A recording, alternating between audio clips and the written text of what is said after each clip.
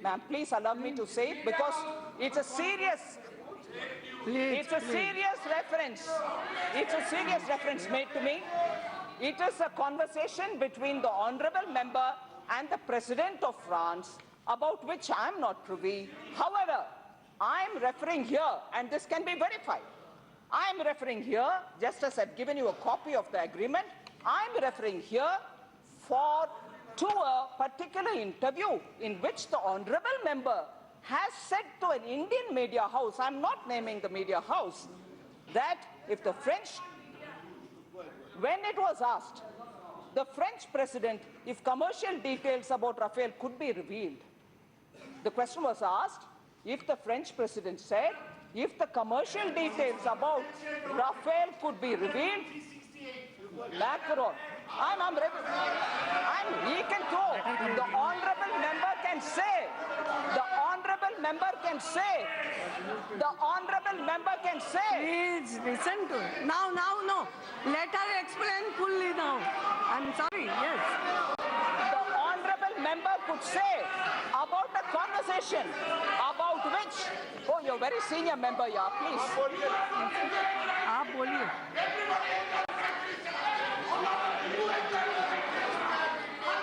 Madam Speaker, you have called me. Madam Speaker, you have called me. Yes. I've been referred to it. My name has been taken here and I'm referring. When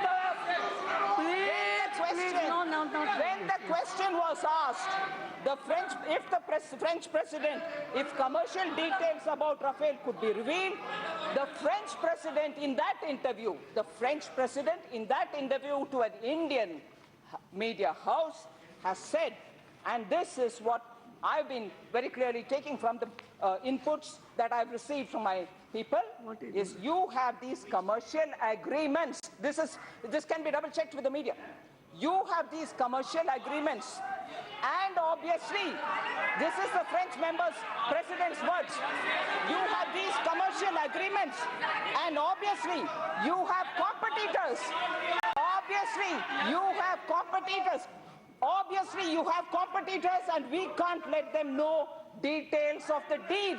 This is what the French president has said to an Indian media house, and what he said to the honorable member is immaterial here. There is no record, no proof, and he's just thrown it at me. Absolutely wrong. Thank you, ma'am. It's okay.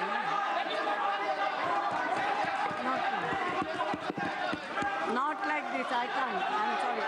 आपका नाम नहीं लिया था, आप बैठिए. नहीं, ऐसा नहीं होता.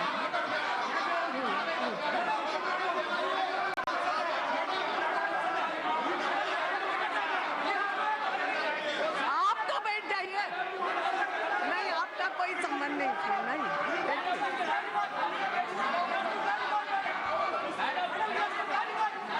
क्या क्लैरिफिकेशन पे क्लैरिफिकेशन थोड़ी होगा. आप मिनिस्टर को बुलाइए को क्लैरिफिकेशन होगा. उन्होंने अपना क्लैरिफिकेशन, उन्होंने कोई आरोप नहीं लगाया है. नो. क्लैरिफिकेशन उन्होंने दिया है उनका. बैठिए, आप सब लोग बैठिए. आपको यस, आप लोग बैठिए. No nothing. वो केवल क्लैरिफिकेशन, उनको कोई आरोप नहीं है. उस पर अगेन कोई बात नहीं हो सकती है. I am sorry. No nothing will go on record. Nothing will happen.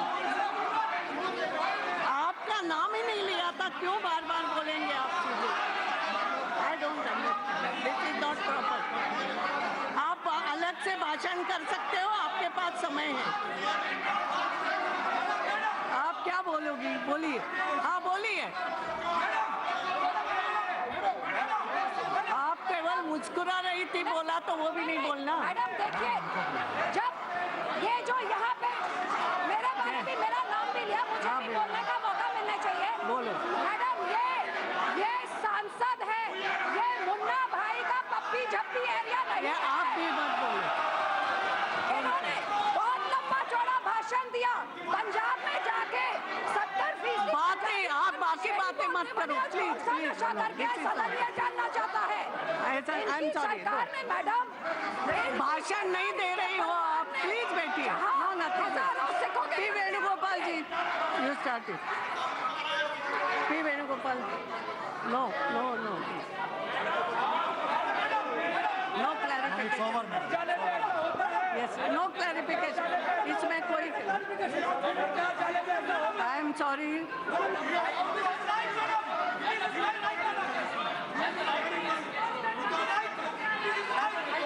दोनों की बातें रिकॉर्ड में गई है, उनका क्लैरिफिकेशन गया है, आपका भी भाषण गया है। अब इस पे और क्लैरिफिकेशन नहीं हो सकता है कुछ, कोई मिसलीड नहीं किया है। आप अपने भाषण में दूसरे भाषण में बोलिए, अब बार बार एक ही बात नहीं उठती। P Venugopal ji, no nothing will go on. आप बैठिए, नहीं कोई बात नहीं होती, कोई किसी को नहीं बात होगी। P Venugopal ji you start. No no कोई पॉइंट ऑफ ऑर्डर क्लैरिफिकेशन पे क्लैरिफिकेशन नहीं होता।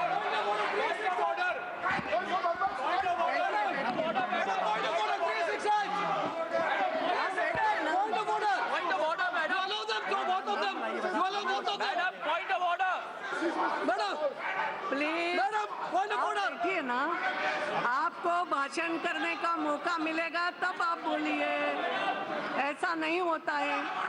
नहीं, उन्होंने केवल पहली डील की बात करी है। आई एम सॉरी, कोई किसी पर गलत आरोप नहीं है, कोई बात गलत नहीं कही गई है। क्या है, आप बैठ जाइए। No point of order.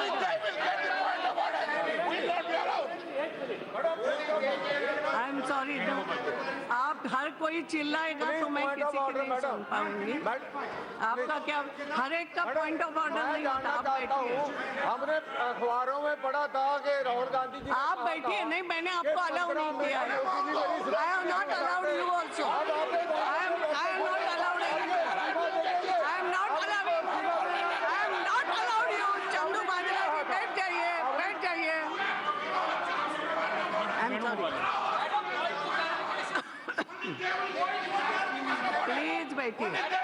No, I will not go ahead. आपको बैठना पड़ेगा। जब मैं आपकी बारी आएगी, आप सब बातें बोलिए। पॉइंट ऑफ ऑर्डर नहीं होता है। आप सब लोग सुनिए, आप बैठिए ना, पहले आप बैठिए।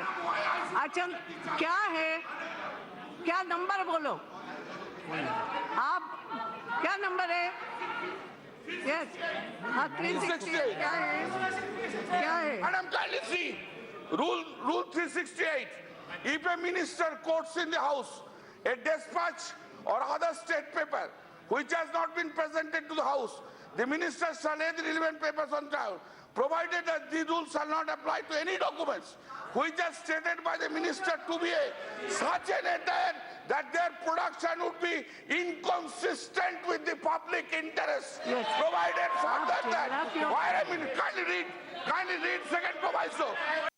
Further that, where a minister gives in his own words a summary gist of dispatch or state paper, it shall not be necessary to therefore, madam, a confidential document between of the government cannot be said, cannot be presented by the defense minister. Certainly not. They don't have.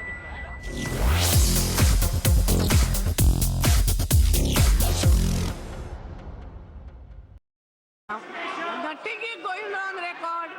Yes, Minister. Ma'am, she raised a point of objection. He raised a point of objection. I am telling you, there are no documents of statecraft here. It is an agreement which was signed by the former minister with a date. I am giving it to you, and there are no more state documents which I. No point shouting at me like that. No point shouting at me like that. Yes, no. Right. No, nothing. No point of order. Nothing. No, nothing. Ganpati, अब कुछ नहीं होगा इस विषय पर। I am sorry, no, I am not allowed. Venugopal, sufficient हो गया, sufficient. federal setup No, nothing. that we are living in mother and all the states are like our children. And it is the duty of the mother to take care of all her children with equal nourishment and impartiality. But very sadly, now there is a feeling among the children, that is the states, including Andhra Pradesh, that the mother, that is the center, is not treating our children impartially. Some states are feeling that stepmother treatment is being meted out to them. Again, it is the responsibility of the mother to reverse such an impression, with the hope that the center would pay attention to this. I proceed to list out why Tamil Nadu is feeling neglected and getting stepmotherly treatment at the hands of the center. Madam Speaker, I want to share my views with the honourable members about the World Bank report. The latest World Bank report has said that the Indian economy has become world's sixth biggest economy, pushing France to the 7th position. It is stated that the new calculations were arrived at on the basis of performance of the Indian economy during the 2017. Be that as it may, what is the real position of the Indian economy? Who are contributing to India's growth GDP in real terms? India's GDP is dependent mainly on 5 to 6 states, which contribute in major way. The major contributors to the national GDP are the following states. Maharashtra is leading with 14% of the share to the GDP, followed by Tamil Nadu, UP, Gujarat and Andhra Pradesh, each contributing 8% to the GDP, then followed by West Bengal with 7% and Karnataka with 6%. All other states are very meager contributors. That being so, what is that we are getting in return? In paltry, we are gasping for breath in terms of our share of money from the center, about which I will narrate now. Let me first take up the unpaid claims. There is a long pending request of the state government of Tamil Nadu to release pending amounts due to from various union ministers under several centrally sponsored schemes. It is observed that many ministers have gone back on their commitments on unconvincing grounds. Due to this, there is a total unpaid claim of amount of rupees 6,066.5 crore, which is adversely affecting the resource of the state government, leaving the state with high revenue deficit. One of the claims amounting of rupees 522 crore relates so as old as the grants of the 13th Finance Commission. The ministry-wise pending claims had been listed out by the Honourable Chief Minister of Tamil Nadu in his letter dated 11/4/2018 to the Honourable Prime Minister. Honourable Chief Minister returned 2 more letters on 14/6/2018. In one letter, he described the plight of the post-SC and ST students who are admitted at the management quota in higher and technical education institutions in the state. Since the centre has revised the guidelines for the post-matric scholarship scheme since April 2018, several students belonging to the communities have been severely affected. I would like to proudly say that Tamil Nadu has highest enrollment ratio in the higher education in the country of more than 45% solely because of the scholarship provided to them. Government of Tamil Nadu is effectively implementing the centrally sponsored scheme for the welfare of the scheduled castes and scheduled tribes, and due to committed liability, the finance of the state government had been put to a lot of stress. The state is yet to receive an amount of rupees 1,803.4 crore as the arrears of the up to 2017-18 from the Government of India. I request the centre to immediately release this centrally assistance to Tamil Nadu. Through the second letter, on the same day, the Honourable Chief Minister brought to the notice of the Honourable Prime Minister the serious financial constraints the urban and rural local bodies are facing due to the non-release of second installment of 14th Finance Commission's basic grant. Due to the court case, Regarding the elections to the local bodies, the second installment is not released by the center. This is depriving the urban and rural local bodies from the discharging their basic civic functions.